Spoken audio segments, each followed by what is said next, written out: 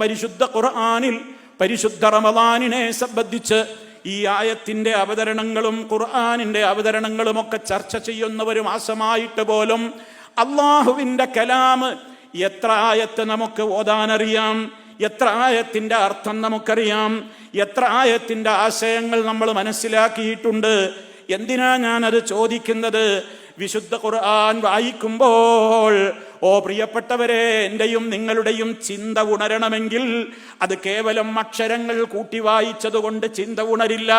നിങ്ങൾ വിശുദ്ധ ഖുർആൻ 1000 തവണ നിങ്ങൾ അതിന്റെ അർത്ഥവും ആശയവും മനസ്സിലാക്കാതെ പാരായണം ചെയ്ത് തീർത്താലും അതിന് കൂലിയുണ്ട് എന്ന കാര്യത്തിൽ തർക്കമില്ല. പക്ഷേ വിശുദ്ധ ഖുർആൻ അല്ലാഹു അവതരിപ്പിച്ചതിന്റെ ലക്ഷ്യം അവിടെ നടക്കാതെ പോകുന്നു.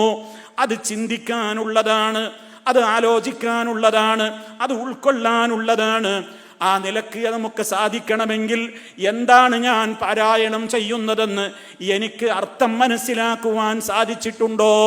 ഇവിടെയുള്ള ഓരോരുത്തരും തന്നോട് ചോദിക്കേണ്ട ചോദ്യമാണത്. മഹാനായ മുഹമ്മദ് മുസ്തഫ സല്ലല്ലാഹു അലൈഹി വസല്ലമ അള്ളാഹുവിന്റെ ഖുർആൻ ഇങ്ങനെ പാരായണം ചെയ്യുമ്പോ ഇടക്കിടക്ക് പാരായണം നിർത്തിവെച്ചിട്ട് കണ്ണുനീരൊഴുക്കിക്കൊണ്ട് അള്ളാഹുവിനോട് ദുആ ചെയ്യുമെന്ന് ഹദീസിൽ കാണാം. ഏതായത്തെത്തുമ്പോഴാ അങ്ങനെ കരയേണ്ടത്? ഏതായത്തെത്തുമ്പോഴാ സന്തോഷിക്കേണ്ടത്? ഏതായത്തെത്തുമ്പോഴാ ഹൃദയത്തിൽ ഞെട്ടൽ വരേണ്ടത്? ഏതായത്തെത്തുമ്പോഴാ ഞാനൊന്ന് ആലോചിക്കേണ്ടത് എന്ന് എനിക്ക് തിരിച്ചറിയണമെങ്കിൽ, നിങ്ങൾക്ക് തിരിച്ചറിയണമെങ്കിൽ ഈ ഗ്രന്ഥത്തിലൂടെ ഞാനെന്താ പറഞ്ഞുകൊണ്ടിരിക്കുന്നതെന്ന് എനിക്ക് മനസ്സിലാക്കാതെ പോയാൽ ഞാനെന്ത് ചിന്തിക്കാനാ, ഞാനെന്ത് ആലോചിക്കാനാ, ഞാനെന്ത് പാഠമാണ് വചനങ്ങളിൽ നിന്ന് ഉൾക്കൊള്ളുക?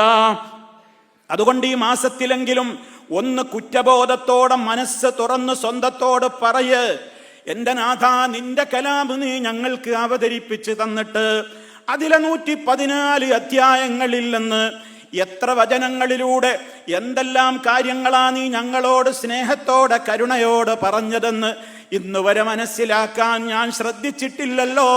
അതിനെന്റെ മുമ്പിൽ എത്രയെത്ര സംവിധാനങ്ങളാണ്. ഒന്ന് വിരൽ ഞൊടിച്ചാൽ എൻ്റെ മുമ്പിൽ തെളിയുന്ന വിജ്ഞാനത്തിന്റെ കലവറകൾ എത്രയാണ്.